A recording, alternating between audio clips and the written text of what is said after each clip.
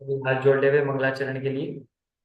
नमो अरिहंताणं, नमो सिद्धाणं, नमो आयर्याणं, नमो उवज्जायाणं, नमो लोके सव्वसाहुणम्।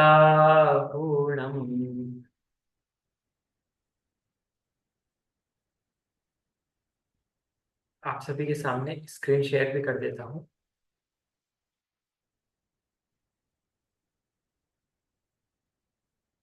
हमने अभी तक पढ़ लिया था। शुरू से एक बार देख लेते हैं हमने पिछले चैप्टर में क्या क्या पढ़ लिया था।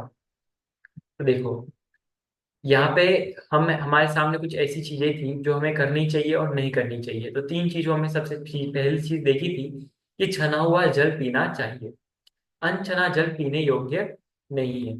उसके अंदर हमने ये देखा था कि पानी को क्यों छानते हैं, कि पानी के जो एक बूंद होती है उसमें कितने सारे जीव होते हैं। और फिर हम पानी को छानने के लिए क्या करें, क्या व्यवस्था होती है पानी को छानने के लिए, ये भी हमने देखा था कि जल की मर्यादा। और फिर खाने के संबंध में देखा था कि हम अभक्ष्य का भक्षण ना करें, हम रात्रि में भोजन ना करें, कंदमूल का त्याग करें। इस प्रकार की बातें हमने देखी थी। मदिरा मांस और मधु का भी त्याग करें। इस प्रकार की हमने चीजें देखी थी। फिर आगे देखा था क्या पहने। इसके अंतर्गत खाने पीने के समान पहनावा भी सभ्य, सांस्कृतिक और अहिंसक होना चाहिए। तो कैसा पहनावा हो, सभ्य हो, सांस्कृतिक हो और अहिंसक हो। तो उसमें हमने देखा था कि चमड़े के वस्तु ना पहने, ऐसे बेल्ट, पर्स, बैग इत्यादि का प्रयोग ना करें जिनमें चमड़े का प्रयोग हुआ हो। उसके बाद हमने देखा था रेशम के कपड़ों का भी त्याग करना चाहिए। कुछ ऐसे कपड़े होते हैं, रेशम इत्यादि, जिनका प्रयोग हमें हमें नहीं करना चाहिए। तो रेशम के बारे में हमने देखा था कितनी दर्दनाक प्रक्रिया होती है कि रेशम के कीड़े को मारा जाता है और उससे फिर वो कपड़ा बनाया जाता है। तो उस प्रकार के कपड़ों को हमें नहीं पहनना चाहिए। फिर उसके बाद हमने देखा था, हाँ अब ये हमें पढ़ना है क्या करें क्या नहीं करें, ये हमने देख लिया। अब क्या करें, तो क्या करें, यहाँ से हमारा पाठ प्रारंभ हो रहा है। ठीक है, प्रारंभ करते हैं। और कोई किसी को भी कुछ भी प्रश्न हो, आप तुरंत पूछ सकते हो अनम्यूट करके, या फिर आप हैंड रेस वगैरह कोई कुछ भी करें तो मैं आपके प्रश्नों का उत्तर दूंगा। अभी यहाँ से पाठ प्रारंभ करते हैं। हमारे खान पान और पहनावे के समान हमारा आचरण भी अहिंसक, सभ्यतापूर्ण और सुसंस्कृत होना चाहिए। अभी तक हमने तीन चीजें देखी। कौन कौन सी तीन चीजें, अभी मैंने रिपीट भी की थी फटाफट। पहले हमने देखा था कि हमारा जो जल है वो अनछना नहीं होना चाहिए।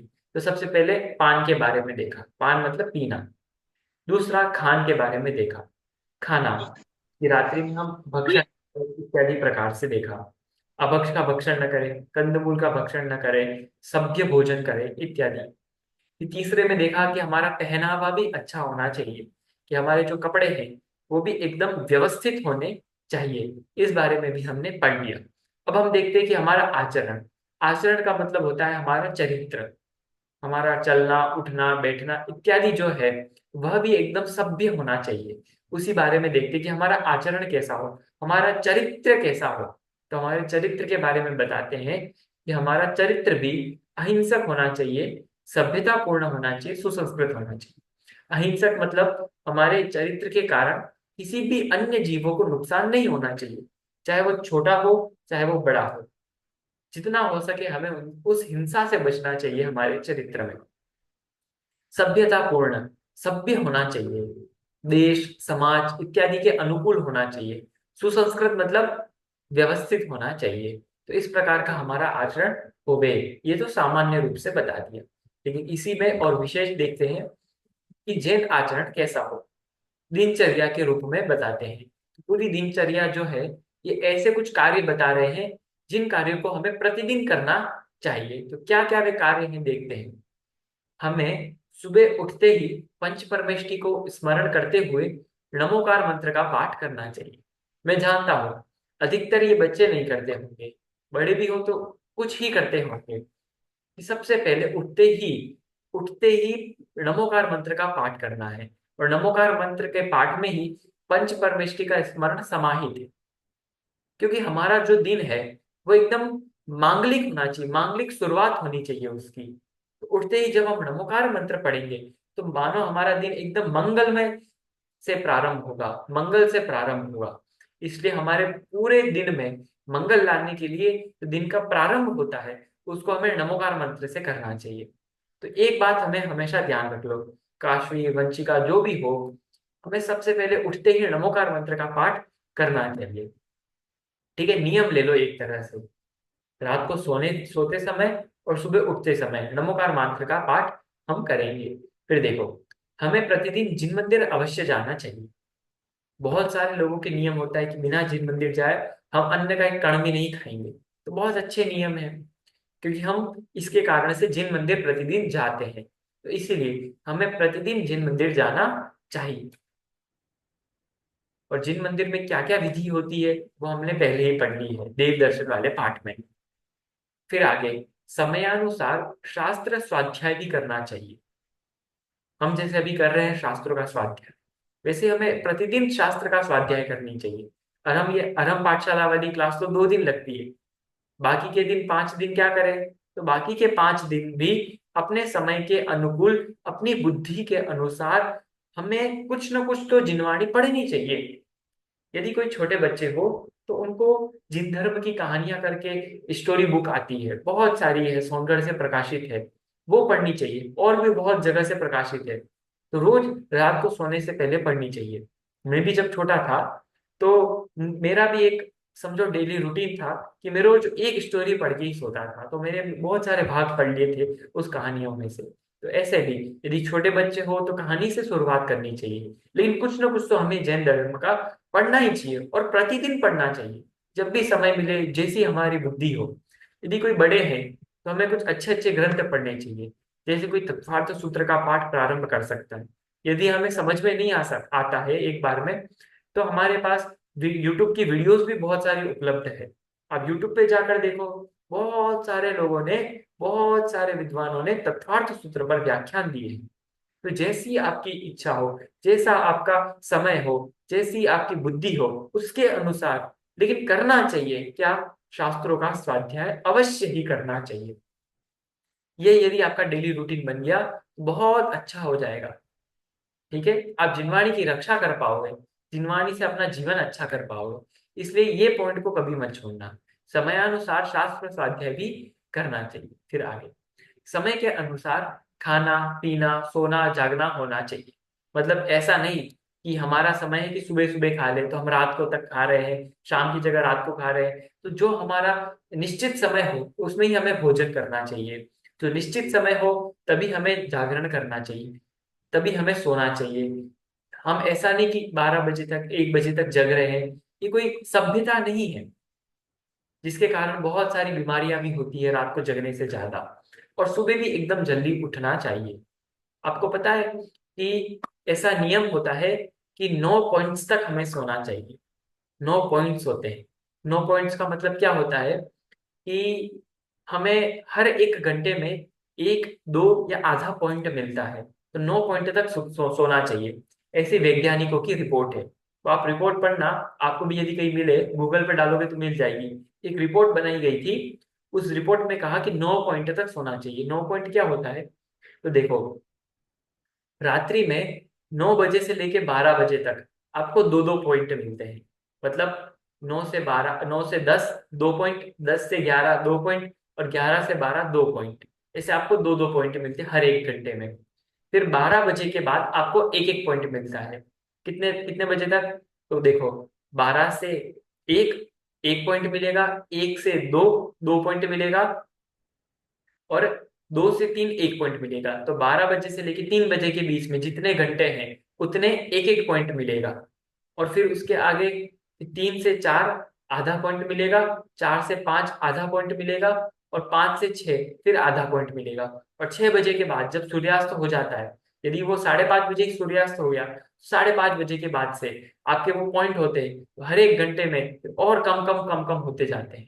तो इसलिए ऐसा नहीं, यदि आप 12 बजे, हम तो सोच रहे कि हम 9 घंटे सो जाएं या 8 घंटे सो जाएं, हमारा रूटीन है, तो उसके बाद तो भी आपकी नींद पूरी नहीं होगी, क्योंकि आपके शरीर को 9 पॉइंट्स चाहिए। वो पॉइंट्स का भी समय होता है कि 9 बजे से 12 बजे के बीच में सबसे हाईएस्ट 2 2 पॉइंट्स मिलते हैं। तो कम समय में हम अच्छी तरह से सो सकते हैं, लेकिन हमारा समय व्यवस्थित होना चाहिए। हमारी बॉडी को जितना चाहिए उतना सोना चाहिए। ठीक है। इसलिए ज्यादा जागना भी नहीं चाहिए और ज्यादा सोना भी नहीं चाहिए। ऐसा नहीं कि हम सुबह रात को 10 बजे सो गए और सुबह आराम से 9-10 बजे तक उठ रहे हैं, ऐसी भी दिनचर्या नहीं होनी चाहिए।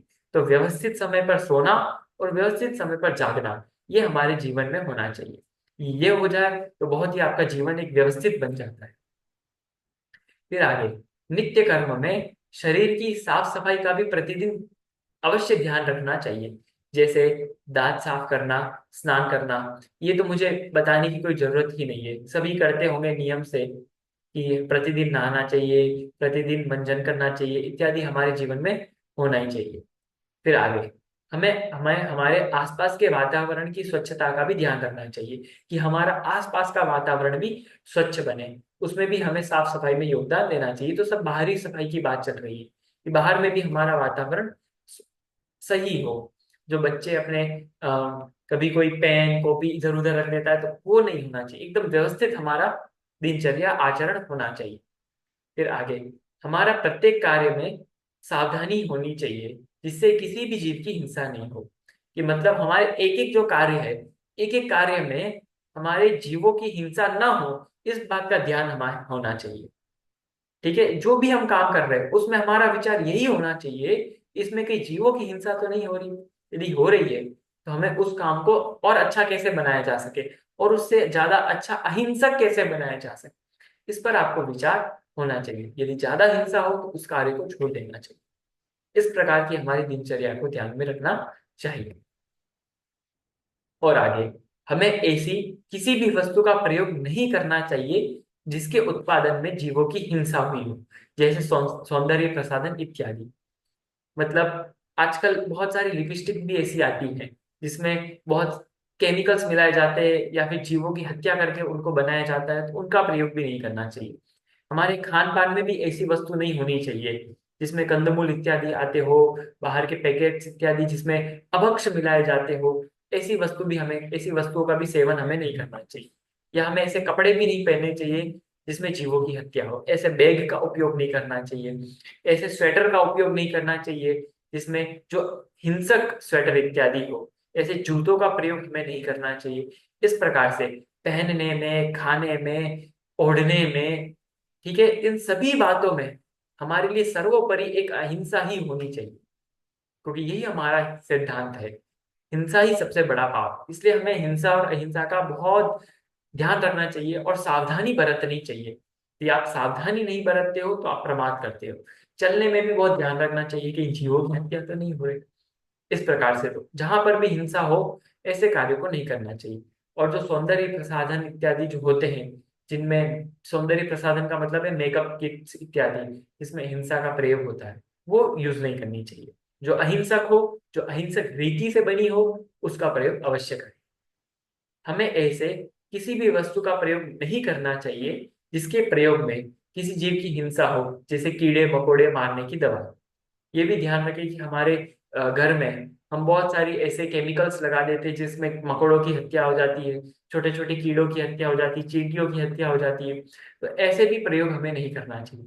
हमारे कार्यों में इतनी सावधानी हो कि कीड़े मकोड़े इत्यादि उत्पन्न न हो। यदि उत्पन्न हो भी गए हैं, अत्यंत सावधानी से उनको हटाने चाहिए। उनको मारने की दवाई इत्यादि का प्रयोग नहीं करना चाहिए। ये बहुत बड़ी बात है। हम सोच लेते ऐसे ही निकाल दे, नहीं, बहुत ध्यान रखना चाहिए हमारे जीवन में कि ऐसे हमें जो केमिकल्स आते हैं, जो स्प्रे वगैरह आते हैं, उनका प्रयोग नहीं करना चाहिए जिससे कीड़े मकोड़े आदि मर रहे हैं। अब देखो, हमारी वाणी ऐसी हो जिससे किसी को ठेस ना पहुंचे। ये आपने आचरण तो बहुत अच्छा कर लिया। यदि आपने यदि आपकी वाणी पवित्रता नहीं है, वाणी में पवित्रता नहीं है, तो क्या हो। इसलिए आपके वाणी में पवित्रता होनी चाहिए, वाणी में शुद्धता होनी चाहिए कि हमारी बात से किसी को ठेस ना पहुंचे, इत्यादि का भी हमें बहुत अच्छी तरीके से ध्यान रखना चाहिए। तो वाणी भी हमारी शुद्ध हो, ऐसी वाणी हो जिससे ठेस ना पहुंचे। कभी असत्य बात हम ना करें, हमेशा सत्य का पालन करें, क्योंकि सत्य का पालन जो नहीं करता उसका कोई सम्मान नहीं होता। इसलिए सदैव सत्य का पालन करना चाहिए।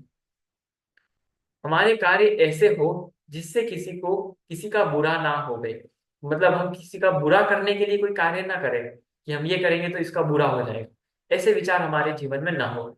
शुद्ध, सात्विक, सादा जीवन, उच्च विचार वाला हमारा जीवन होना चाहिए।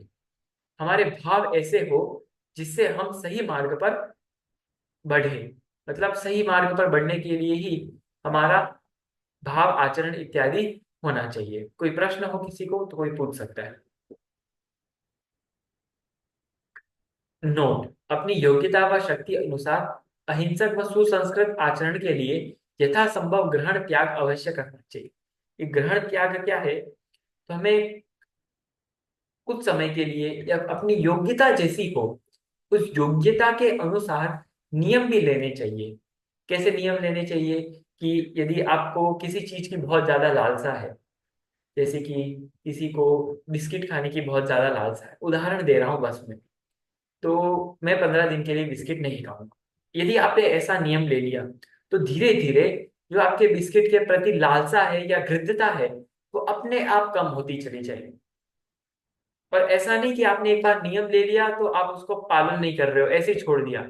नहीं, नियम बड़े सावधानी से लेने चाहिए, क्योंकि एक नियम तोड़ने का बहुत बड़ा पाप लगता है। शास्त्रों में आया उसके बारे में, 700 घाव जलाने का पाप लगता है एक नियम तोड़ने में। नियम तो कभी तोड़ना ही नहीं है, और नियम भी बिल्कुल सावधानी से लेनी चाहिए कि जो भी हम नियम लें उसका पालन अवश्य करेंगे। स्पष्ट, इसलिए हमें बहुत सारे ऐसे नियम लेने चाहिए, ऐसे कुछ चीजों का ऐसा ग्रहण करना चाहिए कि हम 10 दिनों तक ऐसा कुछ ग्रहण करेंगे। 10 दिनों तक रोज सुबह स्तुति बोलेंगे, मंदिर जी में जाकर रोज सुबह हम ये नियम लेंगे, रोज हम ये करेंगे, हम इसका त्याग करेंगे 10 दिनों तक, 5 दिनों तक या 2 दिनों तक। तो ऐसे भी हमारे ग्रहण और त्याग हमारे जीवन में बने रहने चाहिए, समय के अनुसार, योग्यता के अनुसार। स्पष्ट है बात? आगे बढ़ते हैं। फिर हमने देखा था, शहद के बारे में भी पढ़ा था कि शहद क्यों नहीं खाना चाहिए। हमने देख लिया था, स्पष्ट ही है। शहद बनने की प्रक्रिया हिंसक होने के साथ साथ यह पदार्थ मधुमक्खियों की लार सहित होने से अपवित्र होता है। कि मतलब मधुमक्खियां होती हैं, उनका लार इत्यादि उस शहद में मिली हुई होती है, तो इसलिए हमें शहद, जिसको अंग्रेजी में हनी कहते हैं, इसका प्रयोग कदाचित नहीं करना चाहिए। बहुत सारी दवाइयों में मिलाया जाता है शहद, इसलिए हमें उन दवाइयों से भी बचना चाहिए। बहुत सारे ऐसे खाद्य पदार्थ मार्केट में आते हैं जिनके जिनके अंतर्गत शहद मिलाया जाता है। तो ऐसे पदार्थों को हमें ध्यान पूर्वक लेना चाहिए कि कहीं हम शहद वाली चीजें तो नहीं ले रहे। इसलिए इन बातों का हमें बहुत सावधानी पूर्वक ध्यान रखना चाहिए। देखो, शहद की प्रक्रिया के बारे में बताते हैं। शहद कैसे बनता है? मधुमक्खी अपनी नली के आकार की जीभ से फूलों का रस खींचता है। ये प्रक्रिया है, आप सभी को पता ही होगा, तो मैं सामान्य से बता देता हूँ फटाफट। कि सबसे पहले मधुमक्खी क्या करती है कि फूलों से अपना रस चूसती है। उसके बाद मुंह से भरे रस को वे लार सहित अपने छत्ते में संग्रह करते हैं, जो विशेष प्रक्रिया के बाद शहद बन जाता है। तो वो जो उन्होंने रस चूसा था, उसी को अपने मुंह से लार सहित उस छत्ते में फेंकते जाते हैं। अब शहद को इकट्ठा करने के लिए सैकड़ों मधुमक्खियों के घर को तोड़ना पड़ता है। वो पूरा जो छत्ता बन जाता है बड़ा सा, अब उससे हमको शहद लेना है, तो पूरे छत्ते को हमें क्या करना पड़ता है? निकालना पड़ता है। ठीक है, जिसके कारण बहुत सारी मधुमक्खियां मर जाती है, और उनका जो घर होता है वो भी बिक जाता है। यह वही छत्ते होते हैं जिसमें उनकी मल मूत्र और अंडे भी होते हैं। उसमें मधुमक्खियों के बहुत सारे अंडे होते हैं, उसमें बहुत सारी मधुमक्खियां खुद मर जाती है, उसमें मधुमक्खियों का मलमूत्र होता है, उसमें मधुमक्खियों की लार होती है इत्यादि। अब शहद को इकट्ठा करने में सैकड़ों मधुमक्खियों के साथ साथ उनके अंडे भी नष्ट हो जाते हैं जो उनमें पड़े हुए होते हैं। यही शहद बनने के बाद बंद बोतलों में बाजार में बेचा जाता है, और जब उसको पिचकाया जाता है तो जो उसमें से रस निकलता है उसी से शहद बनता है। इसलिए शहद का सेवन हमें नहीं ही करना चाहिए। तो इस प्रकार हमने जैन आचरण नामक पाठ को पढ़ा। जो भी आपके मन में प्रश्न हो वो पूछ सकते हो।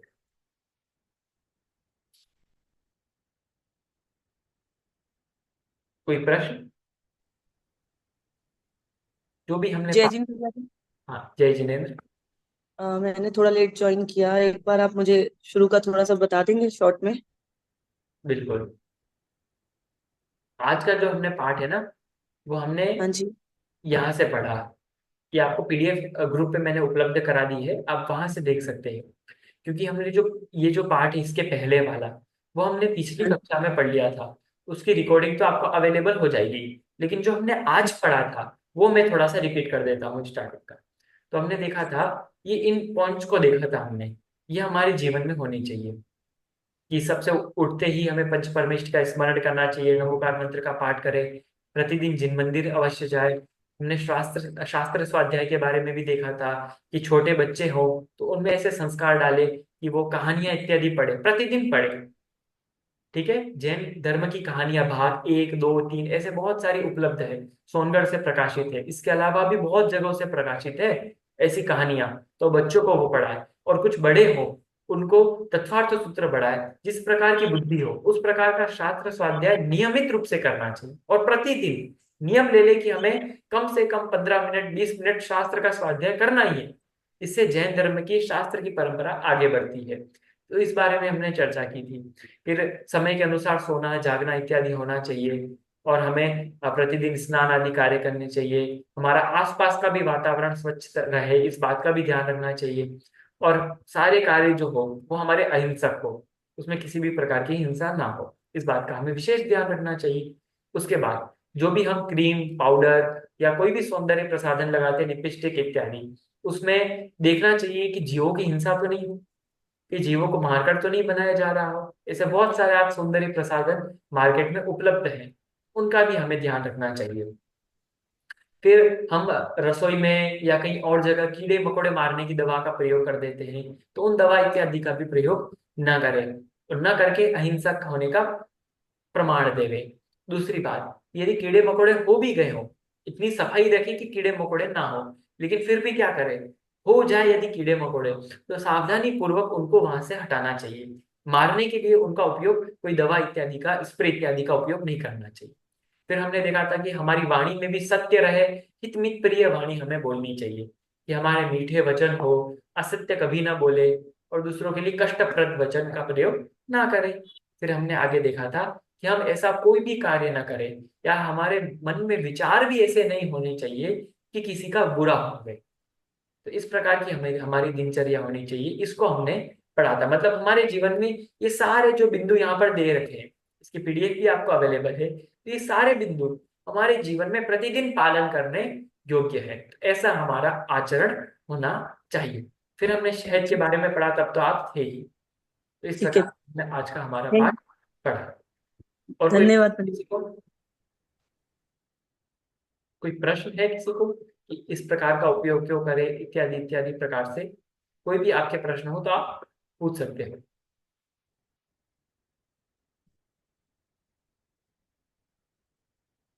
यदि प्रश्न नहीं है, और यदि समय बच भी रहा है, तो हम दूसरा पाठ प्रारंभ करें क्या? यदि आपकी सहमति हो सबकी तो। हमारा दूसरा जो पाठ आगे चलने वाला है वो है वीतराग सर्वज्ञ हितंकर वाली जो वीतराग स्तुति है, वो हमारा प्रारंभ होगी अगले चैप्टर के रूप में। तो वो हम अभी चालू कर दें या फिर कल से ही पढ़ें, आपकी जैसी इच्छा। भैया जी। या या इसी के बारे में हम और पढ़े, क्या आपकी इच्छा है? मतलब इसी के बारे में तो वही रिवाइज कर पाएंगे, या मैं आपसे प्रश्न पूछूंगा यही हो पाएगा? या फिर दूसरा ऑप्शन तो आपके सामने है ही, कि हम वीतराग सर्वगीतंकर वाली स्तुति प्रारंभ करें। जो जो भी आपका विचार हो आप बताइए, वे शाम करेंगे। वीतरागी स्तुति पढ़े भैया जी।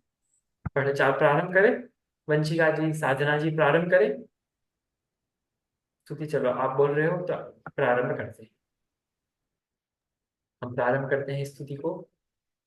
इस प्रकार से जैन आचरण वाला जो चैप्टर है उसकी पीडीएफ भी आपको भेज दी है। कोई प्रश्न यदि बाद में भी हो तो आप हमें पूछ सकते हो। ठीक है, अभी हम अपने पाठ को पढ़ते हैं। अगला जो हमारा चैप्टर है उसको हम पढ़ने जा रहे हैं।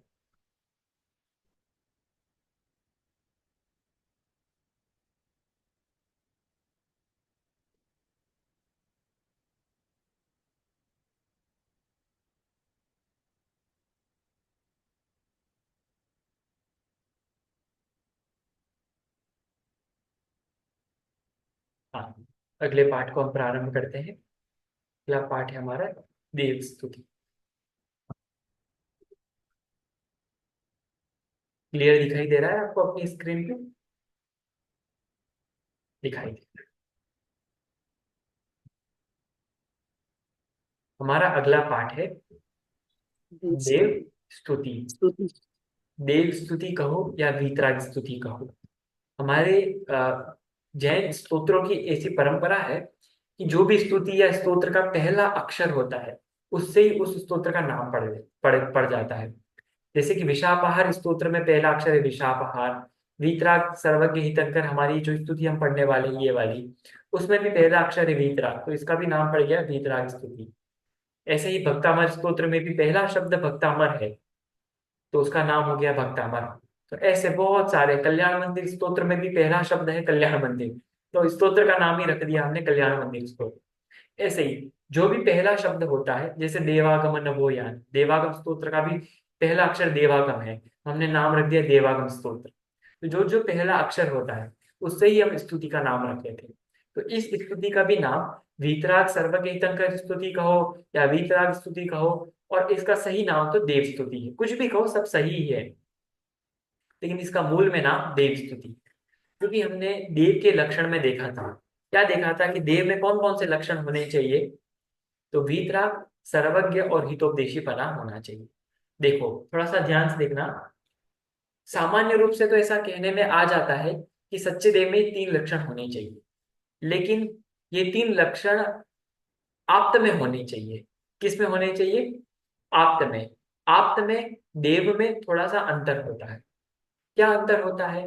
कि जिसमें वीतरागता, सर्वज्ञता और हितोपदेशीपना पाया जाए उसे आप्त कहते हैं। लेकिन जो सच्चे देव होते हैं उसमें कंपलसरी नहीं है कि वो हितोपदेशी भी हो, क्योंकि हितंकर जो शब्द है ना, हितंकर का मतलब हितोपदेशी होता है। तो जो सच्चा, जो हितोपदेशी नहीं हो वो भी देव हो सकता है, जैसे कि सिद्ध परमेष्टि। क्या सिद्ध परमेष्टि कोई वाणी देते हैं?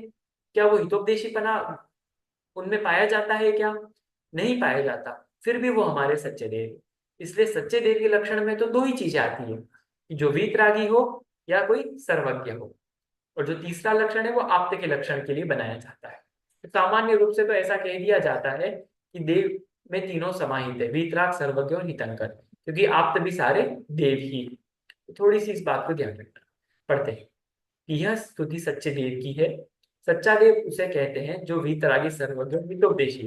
ये सामान्य कथन है, विशेष आपको मैंने बता दिया। वीतरागी वह है जो राग द्वेष से रहित हो और जो लोकालोक के समस्त पदार्थों को एक साथ जानता हो। वीतरागी मतलब समझ में आ गया? जिसका राग और द्वेष बीत चुका हो। राग द्वेष में सारे दोष समाहित है, तो जिसमें राग द्वेष नष्ट हो चुके हैं, जिसके सारे दोष नष्ट हो चुके हैं, वो वीतरागी है। और सर्वज्ञ मतलब होता है जो सारे पदार्थों को, सारे समय के पदार्थों को एक साथ एक समय में जानता है। सर्वज्ञ हो मतलब सब कुछ जानता है, वो सर्वज्ञ।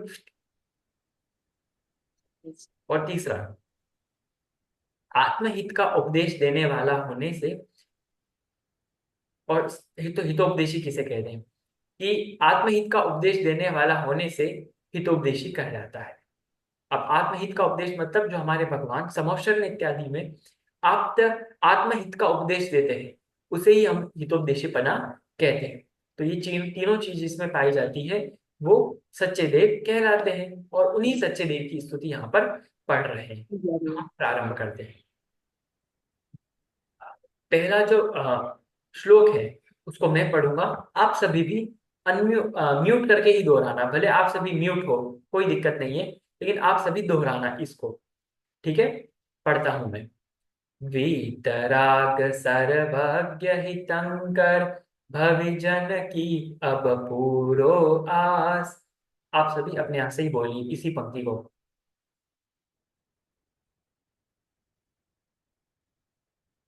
ज्ञान भानु का उदय करो, मम मिथ्यात्म का होय विनाश। भानु को दया करो, मिथ्यात्म का होए विनाश। बहुत सुंदर। तो देखो इसका अर्थ करते हैं पहले श्लोक का। वीतराग सर्वज्ञ हितंकर, इन्होंने नाम नहीं लिया किसी का, किसकी पूजा कर रहे हैं, किसकी अर्चना कर रहे हैं, किसकी स्तुति पढ़ रहे हैं। लेकिन ये जो तीन शब्द,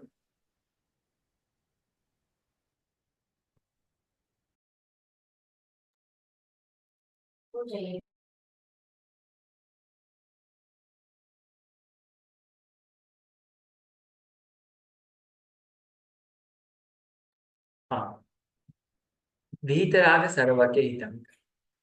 वीतराग का मैंने आपको अर्थ बता दिया, सर्वज्ञ का भी। और हितंकर का अर्थ होता है हितोपदेशी। ठीक है, जो हित को करे, हित का उपदेश देवे, उनको बोलते हैं हितोपदेश। तो ये तीन लक्षण किसमें पाए जाते हैं? तो सच्चे देव में। ठीक है।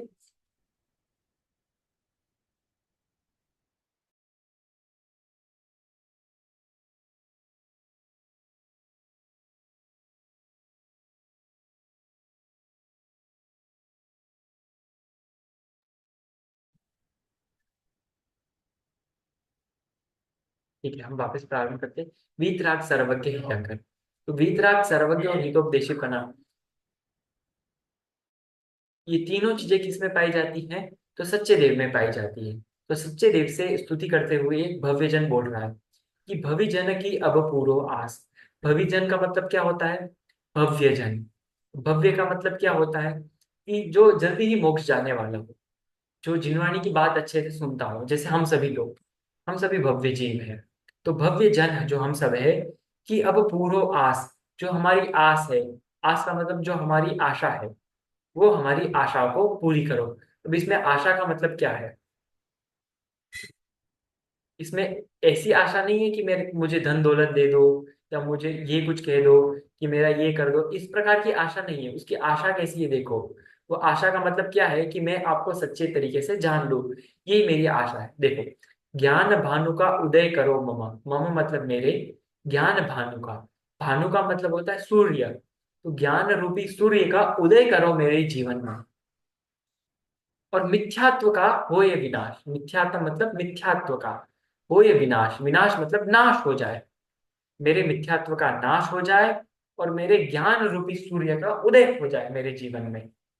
यही यहाँ पर प्रार्थना कर रहा है कि मतलब मिथ्यात्व रूपी अंधकार का तो नाश हो जाए, मतलब अज्ञान का नाश हो जाए, और ज्ञान रूपी सूर्य मेरे जीवन में प्रकट हो, सम्यक ज्ञान रूपी सूर्य प्रकट हो गई।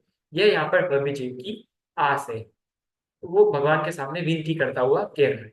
जो वीतरागी सर्वज्ञ हितोपदेशी भगवान है, उनको उनके सामने कहता है कि मेरी आशा को पूरी करो। और वो आशा यही है कि मेरे एक सम्यक ज्ञान का उदय होवे और मिथ्यात्व का नाश हो जावे। ऐसी प्रार्थना कर रहा है। स्पष्ट है? तो जो भी शब्द आपको न समझ में आवे आप पूछ सकते हैं। ठीक है, यहाँ पर मैं पढ़ भी लेता हूँ। वीतराग भगवान से प्रार्थना करता हुआ भव्य जीव सबसे पहले यही कहता है कि मैं मिथ्यात्व का नाश और सम्यक ज्ञान को प्राप्त करूं, क्योंकि मिथ्यात्व का नाश किए बिना धर्म का आरंभ नहीं हो सकता। स्पष्ट है? कोई प्रश्न? बहुत आसान है पहला श्लोक। यहाँ पे थोड़े से डिफिकल्ट वर्ड हो सकते हैं। मिथ्यात्म, मिथ्यात्म का मतलब क्या होता है? मैंने बोला ना, मिथ्यात्व रूपी अंधकार। मिथ्या मतलब होता है मिथ्यात्व, और तम, तम का मतलब होता है अंधकार। तो ज्ञान रूपी सूर्य का उदय हो और मिथ्यात्व रूपी अंधकार का विनाश हो। तम मतलब अंधकार, यहाँ पे मिथ्यात्म दे रखा, उसके लिए मैंने कहा। भवि जन का, भवि का मतलब होता है भव्य, जन मतलब लोग। तो जो भव्य जन है, भव्य लोग है, उनकी बात है। और हितंकर का मतलब होता है हितोपदेश। और कोई आपको शब्द ना समझ में आया हो ऐसा कुछ, या कोई पंक्ति समझ में ना आई हो? स्पष्ट है? बहुत आसान है। अगला पढ़ते हैं। तो मैं यहाँ से बोलता हूँ, तो आप में से कोई एक अनम्यूट होकर रिपीट कर ले। जीवों की हम करुणा पाले, झूठ वचन नहीं कहे कदा। जीवों की हम करुणा पाले, झूठ वचन नहीं कहे कदा। पर धन कबहु न हरहु स्वामी, ब्रह्मचर्य व्रत रखे सदा। पर धन कबहु न रहु हरहु स्वामी, ब्रह्मचर्य व्रत रखे सदा। अब देखो क्या है, कि हम सदैव जीवों की हम करुणा पाले, कि प्रत्येक जीवों के प्रति संसार के जितने भी जीव हैं सभी के प्रति हमारी करुणा होनी चाहिए। करुणा का तात्पर्य है कि सभी के प्रति प्रेम भाव हो, सभी के प्रति ऐसा विचार हो कि सभी धर्म मार्ग में लगे। इस प्रकार के हमारे जीवन में विचार हो, दया के विचार हो। झूठ अरे चप्पल बाहर खोल। झूठ वचन नहीं कहे कदा, कि कभी भी हमें असत्य वचन नहीं कहने चाहिए। झूठ का मतलब ऐसा नहीं कि झूठ ही ना कहे, हित मित प्रिय वचन बोलने चाहिए। कभी किसी का अहित करने वाले वचन भी ना बोले, इत्यादि प्रकार से। फिर परधन कब होना हरहु स्वामी। परधन का मतलब होता है दूसरा का धन। पर का मतलब कोई अन्य, और अन्य का कोई धन है, कोई सामग्री है। धन में सारी चीजें आ गई, ठीक है, किसी की कुछ भी सामग्री है। कबहु कभी भी, कबहु का मतलब होता है कभी भी, और न का मतलब होता है नहीं। हरहु मतलब हरू में। स्वामी, स्वामी मतलब ये संबोधन के लिए कि हे स्वामी, पर का धन कभी भी ना हर हो। कभी भी मैं किसी के पर के धन का हरण ना करूं। ऐसा यहाँ पर मन में विचार करता है भव्य। फिर आगे, ब्रह्मचर्य व्रत रखे सदा। सदैव क्या रखें? ब्रह्मचर्य व्रत रखें, जैसा भी हमारा योग्य हो, ठीक है, उस प्रकार से हमें ब्रह्मचर्य का भी पालन करना चाहिए। मतलब कुशील नामक पाप नहीं करना चाहिए। स्पष्ट? दो हमने ये स्टेंजा पढ़ लिए, ठीक है। अब अगला पढ़ते हैं। इसमें कोई डाउट आपको? करुणा का अर्थ आपको पता ही है। कोई भी आपको प्रश्न, हरहु का मतलब होता है हरण करूं, और कोई शब्द जो न समझ में आया हो? यहाँ पर आप ध्यान दोगे तो पांच पापों की चर्चा ये कि मैं पांच पापों को न करूं। कैसे चर्चा ये? तो देखो, पहले में देखना, जीवों की हम करुणा पालें। इससे अहिंसा आ रही है कि हम अहिंसा का पालन करें। झूठ वचन नहीं कहे कदा, झूठ वचन नहीं कहे कदा। इससे यहाँ पर असत्य का पालन न करे, उसकी चर्चा आ रही है। फिर परधन कबहु न हर स्वामी, इससे हमें चोरी नहीं करनी चाहिए, इसकी प्रेरणा मिल रही है। और अंत में ब्रह्मचर्य व्रत रखे सदा, इससे हमें कुशील नहीं करना चाहिए, इसकी प्रेरणा मिल रही है। और अगले में आप पढ़ोगे, तृष्णा लोभ बढ़े न हमारा तोष सुधानित पिया कर, इससे हमें परिग्रह न करने की प्रेरणा मिल रही है। तो लगातार चार, यहाँ पे हमें पाप जो पांच पाप न करने की प्रेरणा मिल रही है। इस प्रकार हमने दो छंद भी पढ़े। आगे की चर्चा कल करेंगे। कोई प्रश्न आप में से किसी को?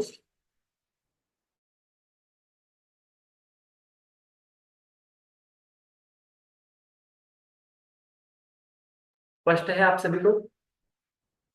यदि स्पष्ट है तो आगे की चर्चा।